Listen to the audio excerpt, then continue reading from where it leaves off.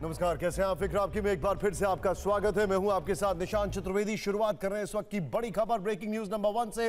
मोहन मांझी होंगे ओडिशा के नए मुख्यमंत्री। बीजेपी विधायक दल की बैठक में नेता चुना गया है।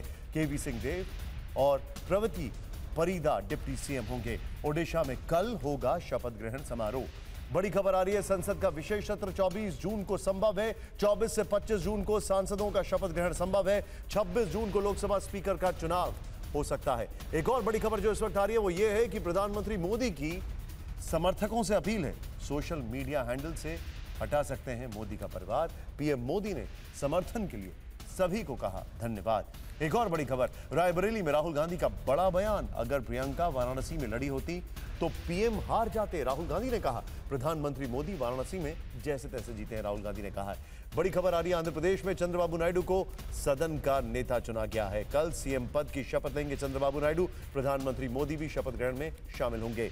और चुनाव खत्म होते ही एक्शन में योगी सरकार। यूपी में नई तबादला नीति को मंजूरी। कैबिनेट ने 41 प्रस्तावों पर लगाई मोहर। योग दिवस पर श्रीनगर जा सकते हैं प्रधानमंत्री मोदी। सूत्रों के हवाले से खबर, 21 जून को मनाया जाता है अंतर्राष्ट्रीय योग दिवस। बड़ी खबर आ रही है, नीट मामले में सुप्रीम कोर्ट की सख्त टिप्पणी। परीक्षा की पवित्रता हुई प्रभावित। सुप्रीम कोर्ट ने यह कहा, एनटीए को नोटिस जारी, काउंसलिंग पर रोक से इनकार। और UGC chairman M Jagadish Kumar का बयान, यूनिवर्सिटी में साल में 2 बार दाखिला। जुलाई, अगस्त, जनवरी, फरवरी में होंगे दाखिले। यूजीसी ने दी मंजूरी। 2024-25 सेशन से नियम लागू होंगे। इन सभी खबरों के साथ अब आपके लिए जानना जरूरी है कि कर्टन रेजर में कौन कौन सी खबरें हैं जो आज हम आपके लिए फिक्र आपकी में लेकर आए हैं। पहली खबर, पाकिस्तान के पूर्व क्रिकेटर कामरान अकमल ने क्यों किया सिखों का अपमान। आज पाकिस्तान को सिखों से जुड़ा 12 बजे का बलिदानी इतिहास याद दिलाना जरूरी है। दूसरी खबर, रियासी हमले का पीओके कनेक्शन। क्या पीओके पर फाइनल फैसला लेने का सही समय यही समय है? तीसरी खबर, अखिलेश यादव करहल की विधानसभा सीट छोड़ेंगे, लेकिन उन्होंने 300 पार का नारा क्यों दे दिया है? चौथी खबर, संगीत सोम और संजीव बालियान में कलह सामने आई। क्या यूपी में भीतरघात से बीजेपी की कम हुई सीटें? और पांचवी खबर, ताइवान पर चीनी कब्जे का सरप्राइज प्लान कब होगा,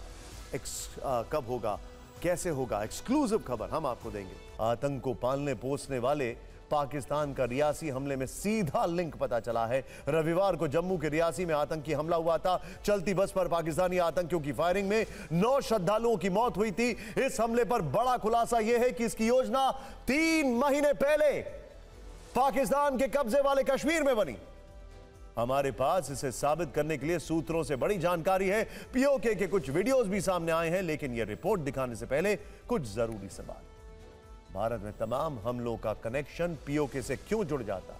क्या पीओके भारत में मिलेगा तभी आतंकी साजिशें बंद होंगी? क्या पीओके पर फाइनल फैसला लेने का समय यही है? आपको ध्यान होगा, चुनाव के समय प्रधानमंत्री से लेकर गृह मंत्री और रक्षा मंत्री तक लगातार पीओके पर बयान दे रहे थे। टीवी 9 भारतवर्ष पर खुद गृह मंत्री अमित शाह ने कहा था कि पीओके मोदी सरकार के मुख्य एजेंडे में शामिल है। भारत पीओके को वापस लेने का संकल्प ले चुका है। तो क्या रियासी हमले का बदला पीओके को भारत में मिलाकर ही पूरा होगा? मालूम नहीं है कि उनके पास ऐसा फैसला क्यों होना चाहिए? रियासी में आतंकी हमले पर पीओके कनेक्शन को उजागर करती एक्सक्लूसिव रिपोर्ट देखें। क्योंकि पीओके भारत का हिस्सा है।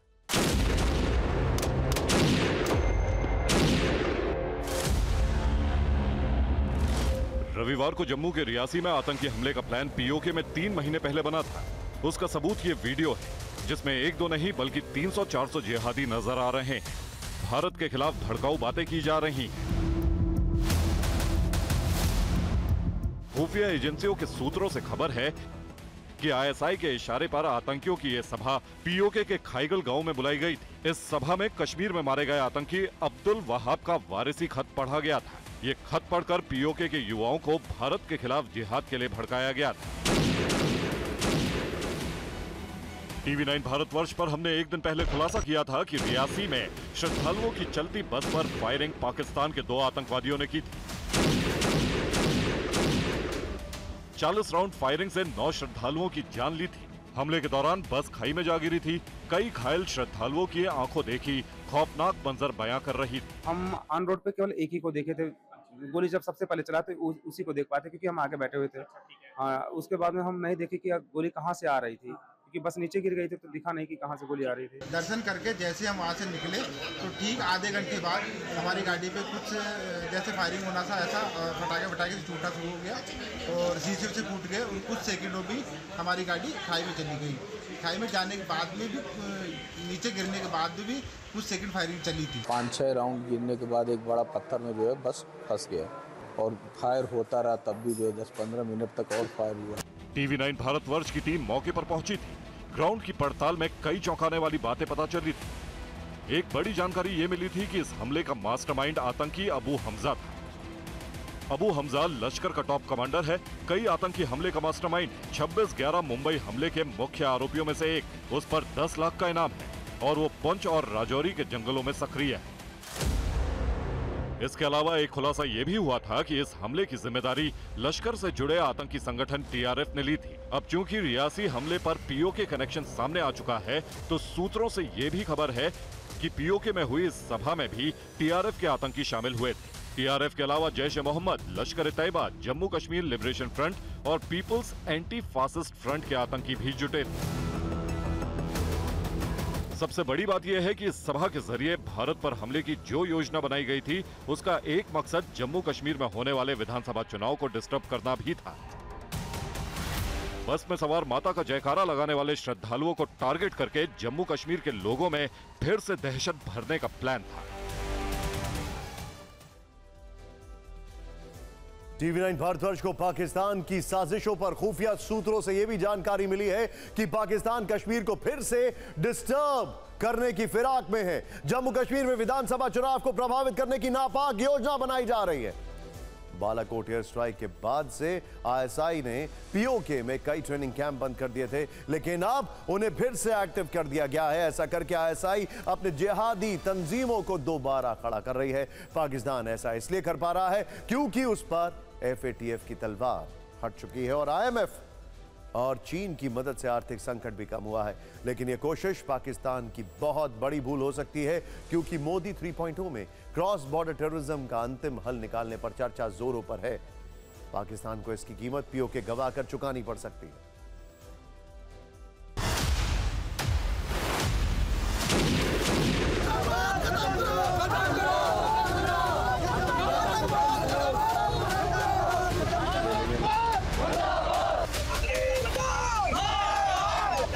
ये गुस्सा, ये नाराजगी पाकिस्तान के खिलाफ है। रियासी हमले के बाद लोग मोदी सरकार से एक्शन की मांग कर रहे हैं। लोग चाहते हैं कि पाकिस्तान को सबक सिखाया जाए।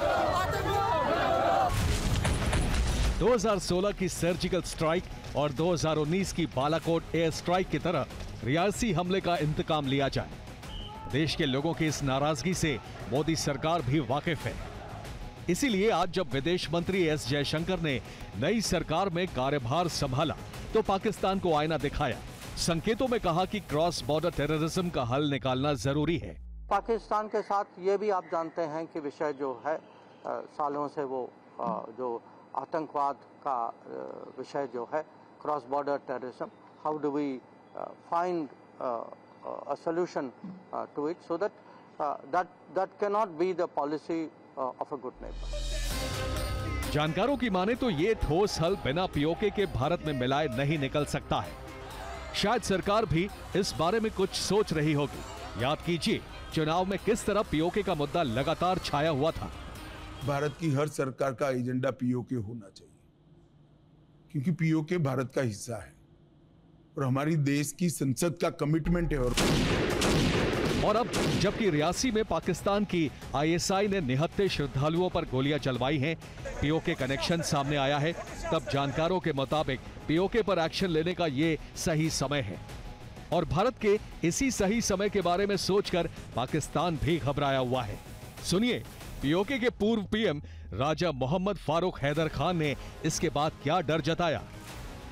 रियासी हमले के बाद पाकिस्तान को POK में किसी भी भारतीय सैन्य कार्रवाई के लिए पूरी तरह तैयार रहना चाहिए। पाकिस्तान हर बार साजिश रचता है, हर बार उसे जवाब मिलता है, लेकिन अब की बार POK में आतंक की दुकान पूरी तरह से बंद करने का वक्त आ चुका है। एक टाइमिंग के ऊपर ध्यान दीजिए। यह पूरा घटनाक्रम तब हुआ जब पीओके के अंदर बहुत विरोध हो रहा था पाकिस्तानी फौज का, पाकिस्तान की सरकारों का, और उसी टाइम पर यह पूरी प्लानिंग रची जा रही थी। यह एक बहुत पुरानी पाकिस्तान की डिस्ट्रैक्शन और डिफ्लेक्शन वाली टेक्निक